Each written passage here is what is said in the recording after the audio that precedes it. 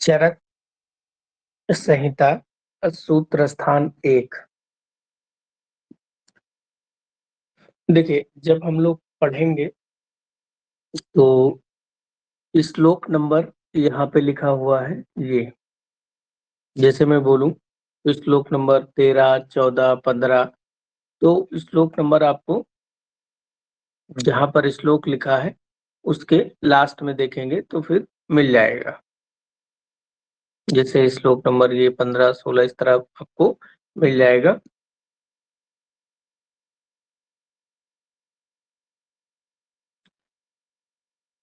और दूसरा, अगर कभी श्लोक संस्कृत वाले पैराग्राफ के सामने नहीं मिल रहा है तो हिंदी जो लिखी है उसके सामने मिल जाएगी। तो पहला जो चैप्टर है चरक संहिता का सूत्र स्थान 1, जिसका नाम क्या है, अथातो दीर्घम जीविती अध्याय, यानी कि दीर्घ जीवन कैसा रह सकता है इसके बारे में जो जिज्ञासा है वो सूत्र स्थान 1 में है। सूत्र स्थान के बारे में लिख लें कि चरक संहिता के सूत्र स्थान 30 अध्याय हैं। सुश्रुत संहिता के सूत्र में 46 हैं। अष्टांग संग्रह में 40 हैं और अष्टांग हृदय में 30 हैं। ये लिख लीजिए।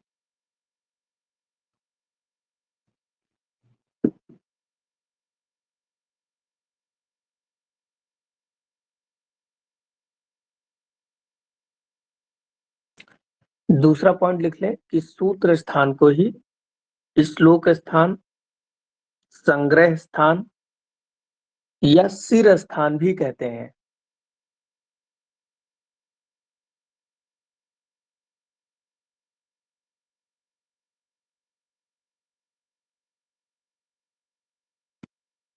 श्लोक स्थान, संग्रह स्थान या सिर स्थान भी कहते हैं।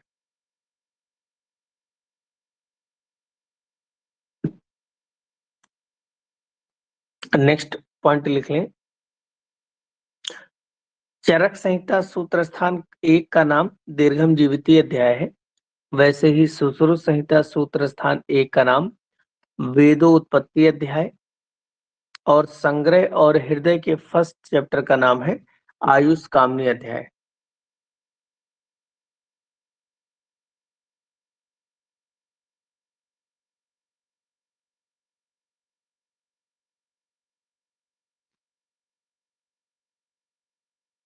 अष्टांग हृदय और अष्टांग संग्रह के पहले अध्याय का नाम आयुष कामनी अध्याय।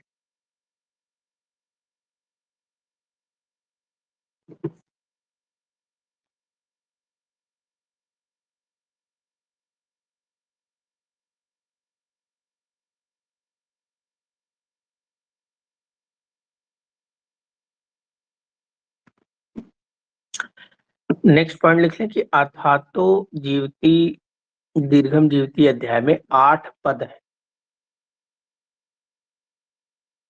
8 पद है।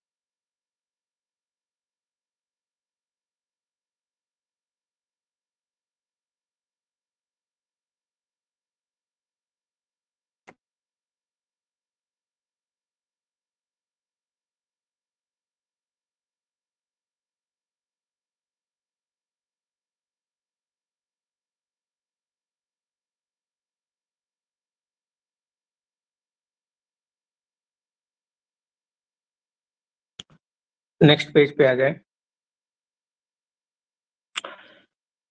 नेक्स्ट पेज पे विमर्श लिखा होगा। विमर्श में ऊपर से 8-10 लाइन छोड़ के देखें कि मनुष्य के जीवन काल में 3 ऐषणाएं हैं, प्राण ऐषणा, धन ऐषणा और पारलोक ऐषणा।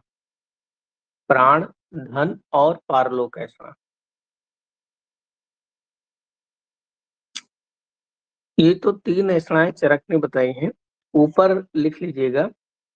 देखिए, ऊपर जो जगह खाली है इसका भी पूरे चैप्टर में यूज होगा। देखिए, बेस्ट तरीका जो पढ़ने का होता है किसी भी चैप्टर का, वो तरीका जैसे मैंने आप लोगों को आउटलाइन लिखाया है, सूत्र स्थान 1 में क्या क्या चीजें होंगी, तो उसी तरह आप जो भी चैप्टर पढ़ें कम से कम 2 व्हाइट पेज आप अपने चैप्टर के सामने चिपका लें। सादे कागज अपना ले लीजिए और कम से कम 2 पेज जो है आप अपने चैप्टर जहाँ शुरू हो रहा है वहाँ चिपका लीजिए। उसके बाद में पूरे चैप्टर जब मैं पढ़ाऊँगा तो कई जगह बताऊँगा कि ये बहुत इम्पोर्टेंट है, ये इम्पोर्टेंट है, इसको अंडरलाइन करो। तो इसको याद कर लो बार-बार पढ़ के। आपको करना क्या है कि वही 2 पेज जो चैप्टर की शुरुआत में आप चिपकाएँगे, उसमें वो पॉइंट नोट कर लीजिए। ये आपको अभी बड़ा कष्टकारी लगेगा, इतना लिखना पड़ता है, नोट्स भी सर लिखाते हैं, पढ़ाते भी हैं और हम भी लिखें तो बहुत कष्टकारी लगेगा। लेकिन एग्ज़ाम के 4-5 दिन पहले जब आप बहुत ज़्यादा रिवीज़न करने के मूड में होंगे, तो सारे चैप्टर्स तो आप नहीं पढ़ पाएँगे। डिटेल श्लोक और सब चीज़ें पढ़ना बड़ा मुश्किल है। लेकिन रिवीजन का बेस्ट तरीका आप हर चैप्टर में वही सादे पेज पे जो लिखे होंगे, वो पलटते जाएँगे, आपका रिवीजन होता जाएगा। एक दिन में आप सारी संहिताएँ रिवाइज़ कर सकते हैं। तो अभी मेहनत कर लिए ताकि लास्ट में आपको ही आराम मिले। तो ऊपर लिख लें कि भेल ने प्राण ऐषणा, धन और धर्म ये 3 प्रकार की ऐषणाएँ बताई हैं। प्राण, धन और धर्म। उपनिषद में लिख लें, उपनिषद में वित्त, पुत्र और लोकेशणा। उपनिषद में वित्त, पित्त और लोकेशणा। नेक्स्ट पॉइंट ऊपर ही लिख लें कि चरक त्रिवर्ग की सिद्धि। त्रिवर्ग में धर्म, अर्थ और काम आते हैं और त्रिवर्ग की जो सिद्धि है वो युक्ति प्रमाण से और चरक संहिता या आयुर्वेद के अध्ययन से मिलती है। त्रिवर्ग की सिद्धि चरक संहिता या आयुर्वेद के अध्ययन से और युक्ति प्रमाण से।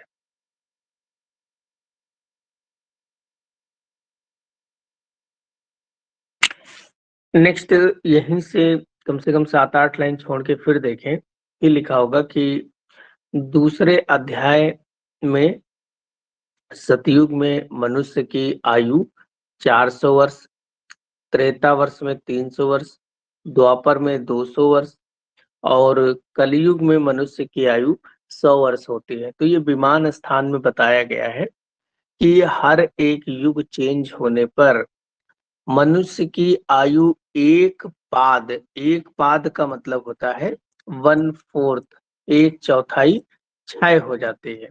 अब यहाँ पर भी देखें, सतयुग में 400 वर्ष आयु थी, फिर एक पाद यानी एक चौथाई त्रेता युग में क्षय हो गई, 300 वर्ष बची और कलयुग में 100 वर्ष।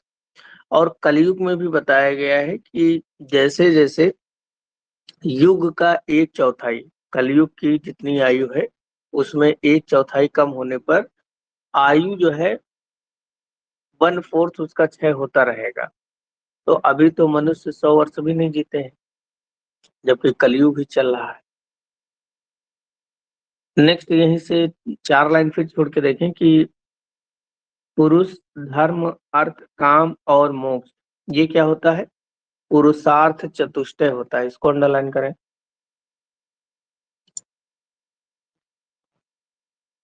पुरुषार्थ चतुष्टय होता है। यहीं से फिर से 7 लाइन छोड़ के फिर से देखें।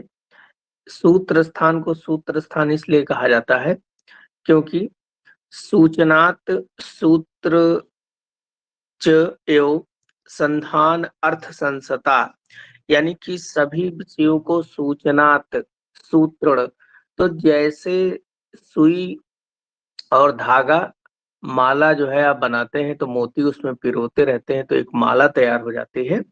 उसी प्रकार से सूत्र स्थान में सभी विषय जो है सूत्र रूप में लिखे जाते हैं।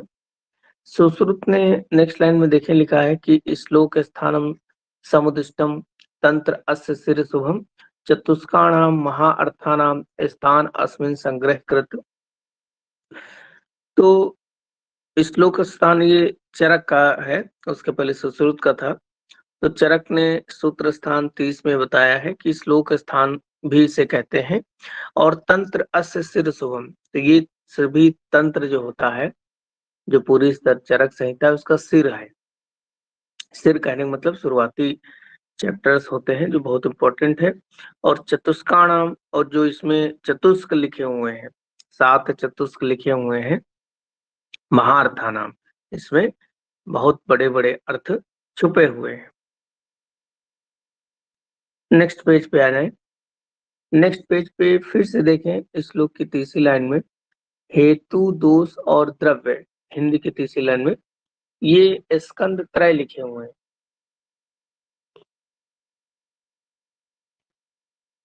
स्कंद त्रय लिखे हुए हैं। फिर उसके बाद में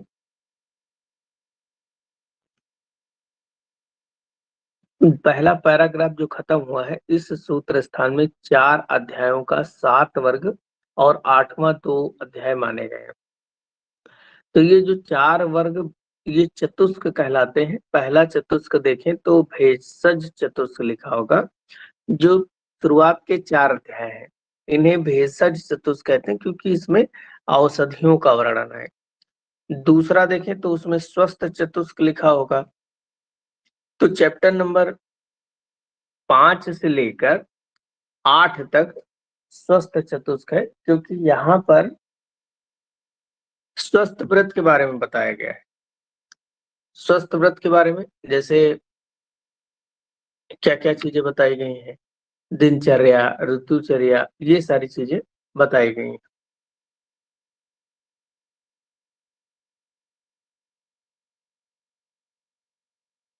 उसके आगे देखें, स्वस्थ चतुष्क के बाद में निर्देश चतुष्क होगा। निर्देश चतुष्क, तो चैप्टर नंबर 9 से सूत्र स्थान 9 से लेकर सूत्र स्थान 12 तक निर्देश चतुष्क है। और इसमें निर्देशित किया गया है कि वैद्य क्या है, रोगी क्या है, परिचारक क्या है, इसके गुण क्या होने चाहिए। फिर उसके बाद में त्रियषणाएं, इच्छाएं वगैरह का वर्णन है। वात पित्त कफ वात कला का ये अध्याय सूत्र स्थान 12 है, तो उनके गुण कर्मों के बारे में बताया गया है। फिर है कल्पना चतुष्क। कल्पना चतुष्क में 13 से लेकर 16 तक जो अध्याय है वो 4 अध्याय कल्पना चतुष्क है। और इसमें ये बताया गया है कि पंचकर्म से संबंधित स्नेहन, स्वेदन, वमन, विरेचन, इनके बारे में कल्पनाएं बनाई गई। फिर है रोग चतुष्क। रोग चतुष्क में 17 से लेके 20 अध्याय जो है, 4 अध्याय ये रोगों का यहाँ पर वर्णन है। इसमें कृंत्या शीर्षी अध्याय में शिरो रोगों के बारे में, हृदय रोगों के बारे में वर्णन है। फिर त्रिशोथी अध्याय में शोथ के बारे में है, और वहां पर अन्य शोथों के बारे में भी वर्णन है। फिर अष्टोदरी अध्याय में, अष्टोदरी अध्याय में पूरे रोगों का डिवीजन लिखा हुआ है, कौन से रोग कितने पीड़ित होते हैं, सामान्य रोग कितने हैं, नानात्मक रोग कितने हैं, ये सारी चीजें। और नेक्स्ट महारोग में ये सारी चीजें वर्णन है। योजना चतुष्क में देखें तो चैप्टर नंबर 21 से लेके 24 तक फिर योजना बनाना है कि जो ये रोग आपने पढ़े हैं इनकी चिकित्सा कैसे करें। इनमें लंघन, ग्रहण आदि जो चीजें हैं उनका वर्णन है। फिर अन्नपान चतुष्क में 25 से लेके 28 अध्याय जो होते हैं, 4 अध्याय ये अन्नपान चतुष्क कहलाते हैं। और इसमें खाने से संबंधित जैसे अग्रय का वर्णन है, चरक सूत्र स्थान 25 यज्ञापुरुषी अध्याय में अग्रय का वर्णन है। फिर 26 में वैरोधिक आहारों का वर्णन है, अनुपान का वर्णन है। 27 में पूरा अन्न के बारे में ही पूरा डिटेल से वर्णन किया गया है। नेक्स्ट चैप्टर देखें तो संग्रह का है। लास्ट में चैप्टर नंबर 29 और 30 जो बचते हैं इनको संग्रह द्वय कहते हैं। चैप्टर नंबर 29 में 10 प्राणायतन का वर्णन है, तो चैप्टर नंबर 30 में हृदय और ओज का वर्णन है। नेक्स्ट श्लोक नंबर 3 देखें। श्लोक नंबर 3 में भारद्वाज कौंडलन करे और इंद्र उग्र तपा। तो यहाँ पर भारद्वाज जो है वो इंद्र के यहाँ गए थे। तो आयुर्वेद के बारे में ऐसा माना जाता है कि आयुर्वेद का स्मरण सबसे पहले ब्रह्मा जी ने किया था। फिर इस संसार में, पृथ्वी लोक में पहले रोग नहीं थे, लेकिन जैसे जैसे लोग आलसी होते गए, उनके अंदर संग्रह की भावना आई, तो रोगों की भी उत्पत्ति हुई। अब रोग उत्पत्ति हुई तो उनकी चिकित्सा कैसे की जाए, क्योंकि अगर ब्रह्मा जी ने सृष्टि निर्माण करते समय रोगों को उत्पन्न किया होगा, रोगों को बनाया होगा, तो उसका इलाज भी उन्होंने बनाया होगा। तो वो इलाज क्या है, चिकित्सा क्या है, तो रोग क्या है, लक्षण क्या है, तो ब्रह्मा जी ने सबसे पहले इसको स्मरण किया। तो वो सारी आयुर्वेद के बारे में जानने के लिए पृथ्वी वासियों ने, यानी कि यहाँ जो ऋषि मुनि थे, इन्होंने एक मीटिंग बुलाई। जब इमरजेंसी मीटिंग बुलाई गई तो उसमें आनन फानन में डिसाइड कर लिया गया कि भारद्वाज जो है ये जाएं इंद्र के पास और वहां से आयुर्वेद का पढ़ के आए, उसके बाद में हम लोगों को पढ़ावें। तो भारद्वाज तो पहले थोड़ा झिझके कि आयुर्वेद इतना कठिन है, कैसे हम पढ़ेंगे और कैसे आके तुम लोगों को पढ़ाएंगे। फिर बहुत देर सोच विचार के बाद में सोचे कि चलो जितना वहां समझ में आएगा यहाँ आके समझा देंगे, क्योंकि इन्हीं लोगों को कौन सा आयुर्वेद आता है। तो जैसे होता है कि पूरे गांव में सब एक ही जैसे हों और कोई थोड़ा सा समझदार है उसको भेज दो दूसरी जगह से, पढ़ के आ जाए। तो वैसे ही भरद्वाज जी वो गए इंद्र के पास, चलो पढ़ के आए। कठिन तो खैर उनको बहुत लगा, लेकिन उन्होंने पहले कठोर तपस्या की और दीर्घ जीवन की इच्छा थी उनके अंदर कि थोड़ा ज्यादा जी जाए, नाती पोते इन सबको देख लें। तो इसीलिए ये सब चीजें समझते हुए वो गए इंद्र के पास और कहा कि मैं आपकी शरण में आया हूँ, मेरी रक्षा करें और कष्ट को दूर करने में आप समर्थ हैं। ऐसा जानकर वो इंद्र के पास गए। फिर नेक्स्ट श्लोक देखें कि जिस प्रकार संपूर्ण आयुर्वेद का उपदेश ब्रह्मा ने किया था, ठीक उसी प्रकार से दक्ष प्रजापति ने आयुर्वेद का ग्रहण किया। देखिए ने ब्रह्मा के अंदर था नेपोटिज्म। वो जो है नेपो किड थे दक्ष प्रजापति, यानी कि ब्रह्मा ने अपने पुत्र दक्ष प्रजापति को ही सबसे पहले आयुर्वेद का ज्ञान दिया। तो नेपोटिज्म आज से नहीं चल रहा है, बहुत पहले से ब्रह्मा जी ने ही नेपोटिज्म की शुरुआत की, क्योंकि अपने पुत्र को ही आयुर्वेद पढ़ाया। फिर दक्ष प्रजापति भी नेपोटिज्म किए, वो अपने पुत्र अश्वनी कुमार को आयुर्वेद का ज्ञान दिया। तो दक्ष प्रजापति भी नेपोटिज्म को आगे फैलाए और अपने नेपो किड अश्वनी कुमारों को आयुर्वेद का ज्ञान दिया। फिर अश्वनी कुमारों ने ये समझा कि नेपोटिज्म ठीक नहीं है, क्योंकि नेपो किड अगर उस लायक ना हो कि उस चीज को ग्रहण कर सके, तो उन्होंने इस धारणा को तोड़ा और सबसे पहले इंद्र को जो है उन्होंने आयुर्वेद को ज्ञान दिया कि इंद्र आओ और आयुर्वेद का ज्ञान लो, क्योंकि हमारे बच्चे तो बेकार हैं। अब सोचो अगर नेपोटिज्म होता रहता है तो आज भी डॉक्टर का बच्चा, डॉक्टर पढ़ाते रहते वो लोग चुपके चुपके से आयुर्वेद, और बाकी लोग तो सीख ही नहीं पाते, तो अरबपति वही होते रहते।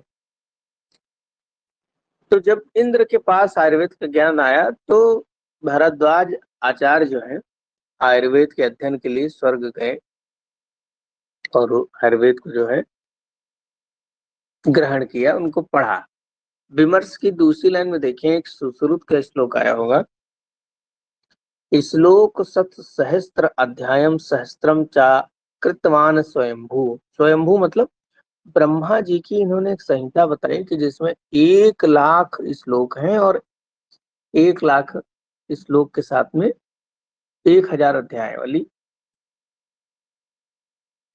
बताया, लेकिन जो कि अभी पृथ्वी लोक पे तो प्राप्त है नहीं। हो सकता है ब्रह्मा जी सोच रहे हो कि और बहुत भयंकर बीमारियां अगर फैले पृथ्वी लोक पे तो ये संहिता हम भिजवाएं।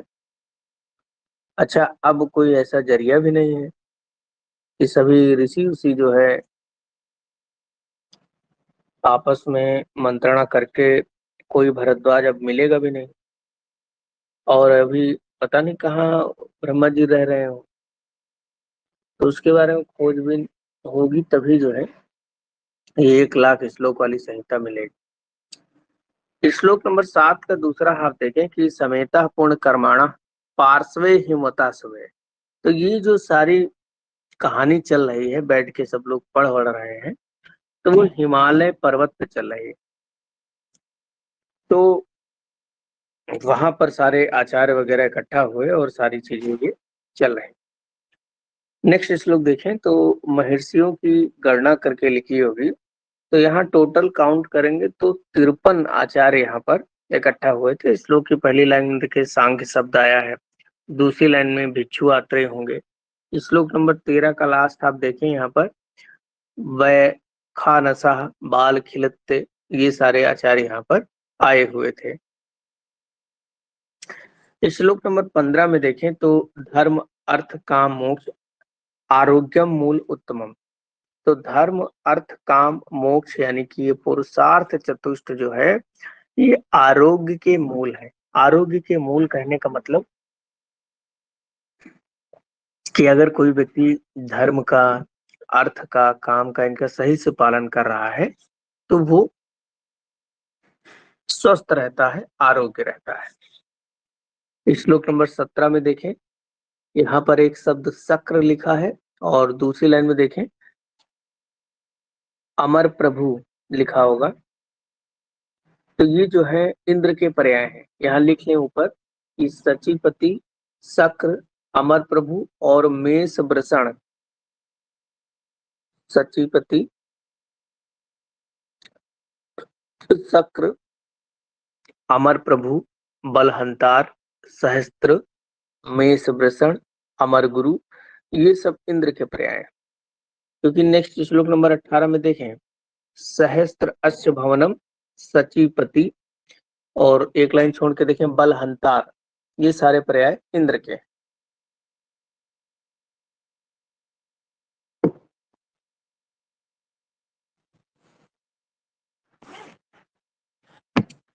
श्लोक नंबर 24 में देखें, इंपॉर्टेंट श्लोक है कि त्रिसूत्र क्या है, तो हेतु लिंग औषध स्वस्थ आतुर परायण त्रिसूत्रम शाश्वतम पूर्णम वो बुधे चा पितामह। तो त्रिसूत्र यानी कि हेतु लिंग और औषध, इन तीनों का ज्ञान स्वस्थ आतुर परायण, स्वस्थ व्यक्ति के लिए और आतुर दोनों के लिए हितकारी है। नेक्स्ट श्लोक नंबर 25 पे आ जाए कि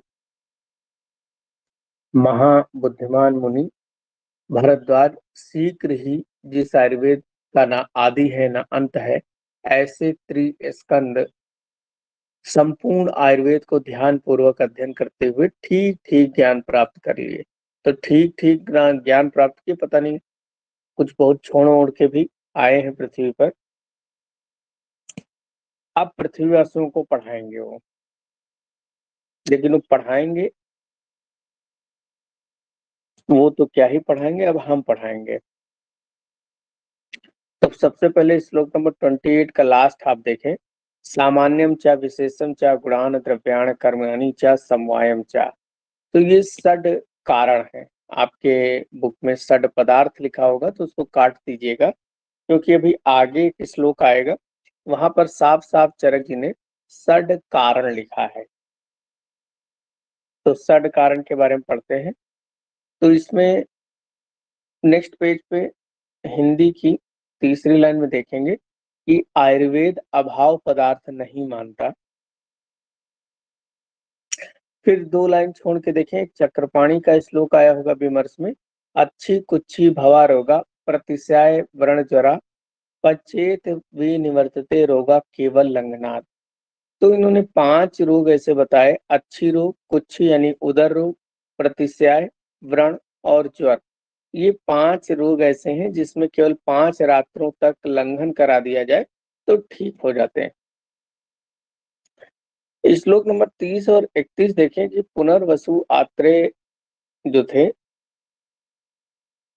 भारद्वाज ने अपना ज्ञान पुनर्वसु आत्रेय को जब दिया तो उन्होंने अपने 6 शिष्यों को पढ़ाया। कौन थे 6 शिष्य? अग्निवेश, भेल, जतुकड़, पाराशर, हारी, क्षारपाणी, ये 6 शिष्य थे।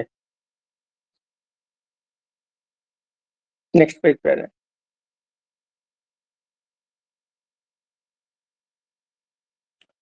नेक्स्ट पेज पे देखें, विमर्श की भी 5वीं लाइन में कि आत्रेय शब्द से कृष्ण आत्रेय, भिक्षु आत्रेय, पुनर्वसु आत्रेय, 3 आत्रेयों का वर्णन है।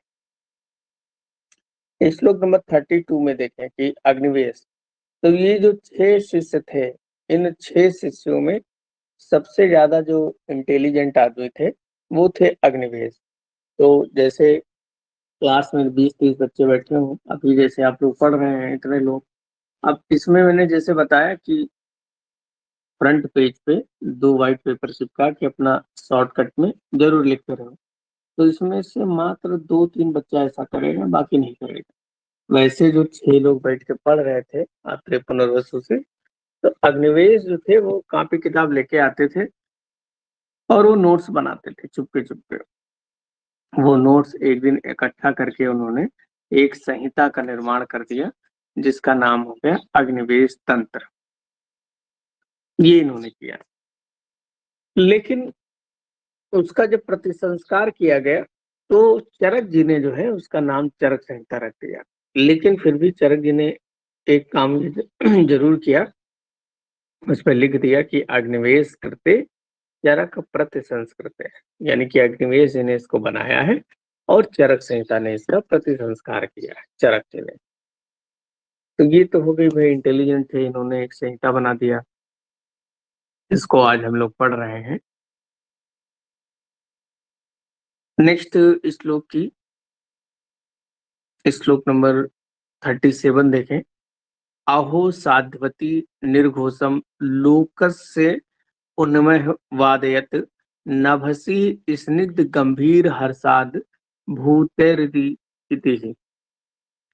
तो ये जो संहिता बन गई, उसके बाद में स्वर्ग में स्थित जितने भी देवता थे, महर्षि थे, उन्होंने उच्च स्वर मतलब बहुत ऊंचे स्वर में पूर्ण में उस शब्द को सुने और सुनकर परम प्रसन्न हुए और कहा, स्निग्ध स्निग्ध गंभीर, आकाश से हर्ष के साथ निकला हुआ स्निग्ध और गंभीर अहो साधु, यह शब्द तीनों लोकों में फैल गया। अहो साधु मतलब बहुत अच्छा काम, बहुत अच्छा अग्निवेश, वेरी गुड, संहिता बना दी, आप पठन पाठन में बहुत ही आसानी होगी। और चारों दिशाओं में कल्याणकारी वायु बहने लगी और सभी दिशाएं प्रभा से प्रकाशित हो गई। जल के साथ फूलों की वर्षा ऊपर से होने लगी। ऊपर से मतलब कहीं ऊपर ही रह रहे होंगे इंद्रवंत, तो वो सब देवता ऊपर से फूलों की वर्षा करने लगे कि अब जो है पृथ्वी लोक पे बीमारियों के ऊपर एक अंकुश लग जाएगा, क्योंकि संहिता बन गई, पढ़े ओढ़ेंगे लोग। लेकिन उस समय तो सही था, लोग संहिता पढ़े ओढ़े और बीमारियों पे अंकुश लगे। लेकिन आज क्या है, आयुर्वेद वाला स्टूडेंट आयुर्वेद पढ़ता ही नहीं है, तो बीमारियों पे उसको एलोपैथ की तरफ भाग जाता है। जो बच्चा पीजी की तैयारी करता है वही आयुर्वेद थोड़ा पढ़ लेता है, पीजी करता है तो वहां पढ़ लेता है। बाकी अब पीजी की सीटें तो मात्र 5 से 10% होंगी, कहीं 90% बच्चा अहो साधु से वंचित है। वो कार्य ही नहीं कर रहा है, अहो साधु यानी अच्छा कार्य नहीं कर रहा है, क्योंकि आयुर्वेद उसे आता भी नहीं और वो करना भी नहीं चाहता। उसके लिए सुदर्शन चूर्ण, संजीवनी बटी, संसमनी बटी, गोदंती, अमृता सत्व, ये सब देने से अच्छा है सिर्फ पैरासीटामोल खिला दो, बुखार उतर जाएगा। लेकिन दूसरा पक्ष नहीं देख रहा है कि उसकी पैरासीटामोल केवल क्या करेगा, आपके हाइपोथैलेमस में जो टेम्परेचर रेगुलेटरी बॉडी है उस पे जाके सप्रेस करके उसको तो आपके फीवर कम करेगा, बुखार उतर गया। लेकिन बेसिक पैथोलॉजी को पैरासीटामोल थोड़े सही करेगी, वो तो आपके अमृता सत्तू, संजीवनी, गोदंती, गिलोय और सुदर्शन ही सही करेगा। पैथोलॉजी को भी सही करते हैं लोग। वो चीज आयुर्वेद के विद्यार्थी अहो साधु से वंचित है। फिर चरक जी ने क्या किया नेक्स्ट श्लोक में, ज्ञान के 8 देवता बुद्धि, सिद्धि, स्मृति, मेधा, धृति, कीर्ति, क्षमा, दया, ये ज्ञान के 8 देवता बताए। और फिर उसके आगे इन्होंने आयुर्वेद की परिभाषा भी बता दी। हिता हितम सुखम दुखम आयु तस्य हिता हितम मानम चा तस्य यत्रोक्तम सा आयुर्वेद उच्यते। क्या है आयुर्वेद? तो हितायु, अहितायु, सुखायु, दुखायु, ये 4 प्रकार की आयु के लिए हित और अहित, क्या इनके लिए हितकारी है यानी पथ्य है, क्या अहितकर है अपथ्य है, इनके बारे में। और मानम चा तच्च यानी कि आयु का मान, आयु का प्रमाण कितना है, कितने वर्ष तक जीना चाहिए, तो इन सब चीजों का वर्णन जहाँ पर है उसे आयुर्वेद कहा गया है। अब हितायु क्या होती है और अहितायु, इसमें देखिए दोनों चीजों में इतना याद रखें, हितायु का मतलब होता है सोशल लाइफ आपकी कैसी, और सुख का मतलब होता है आपकी सेल्फ लाइफ कैसी। सोशल लाइफ का मतलब ये है कि जैसे आप समाज में रह रहे हैं तो पड़ोसी को सर दर्द तो नहीं करे, पता लगे पड़ोसी की साइकिल बाहर खड़ी रह गई, उसको जाके पंचर कर दिए आप, मतलब उसके लिए हमेशा सरदर्द बने हैं, तो आप अहितायु है आपकी। और पड़ोसी के लिए बढ़िया खीर भिजवा रहे हैं, मक्खन मलाई भिजवा रहे हैं, तपस्या कर रहे हैं, दान दे रहे हैं, दया कर रहे हैं, लोगों की सहायता कर रहे हैं, तो दैट्स इज योर हितायु जो है वो अच्छी है, आप हितायु के अंतर्गत। सुखायु मतलब आप सेल्फ लाइफ आपकी कैसी है, आप सुबह उठते हैं, दिनचर्या ऋतुचर्या का पालन करते हैं, अपने सुख कर चीजों को, अपने स्वास्थ्य के प्रति जागरूक है, दैट्स मीन आपकी सुखायु है। और अगर आप ये सब पालन नहीं करते हैं, बीमार बने रहना चाहते हैं, तो ये आपके लिए दुखायु है। तो ये 4 प्रकार की आयु बताई गई। श्लोक नंबर 42 देखें कि आयु के लक्षण और पर्याय क्या है। तो शरीर इंद्रिय सत्वात्मा संयोगो धार जीवितम नित्यग अनुबंधस्य पर्याय आयु उच्यते।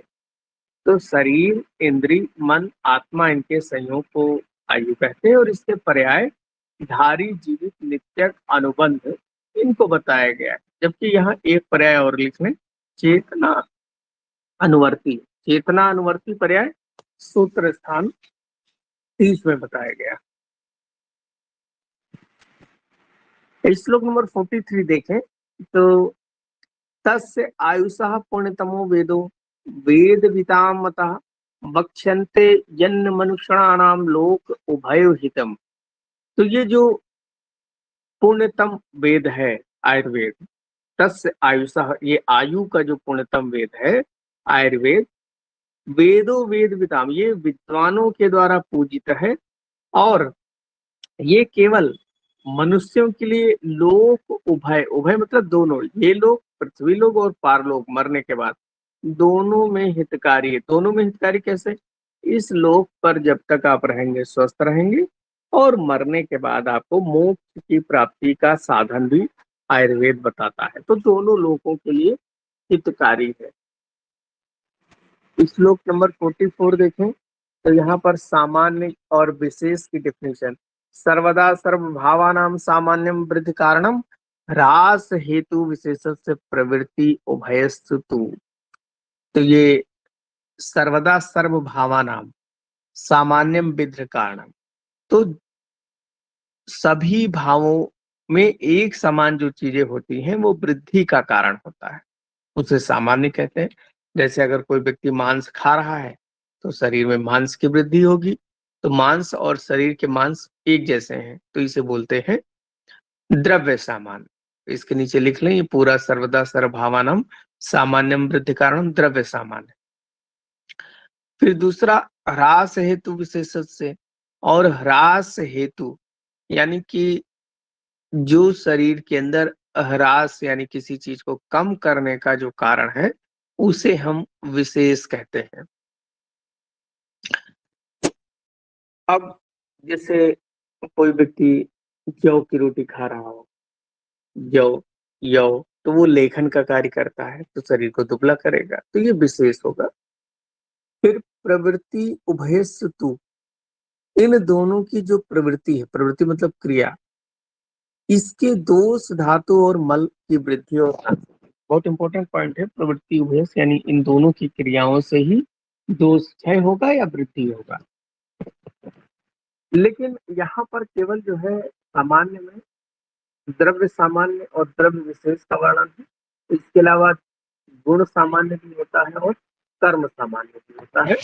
विमर्श के नीचे से देखें तो भट्टार हरिश्चंद्र ने सामान्य के तीन भेद, अत्यंत सामान्य, मध्य सामान्य और एक देश सामान्य भी बताया है। ये भी लिख लें।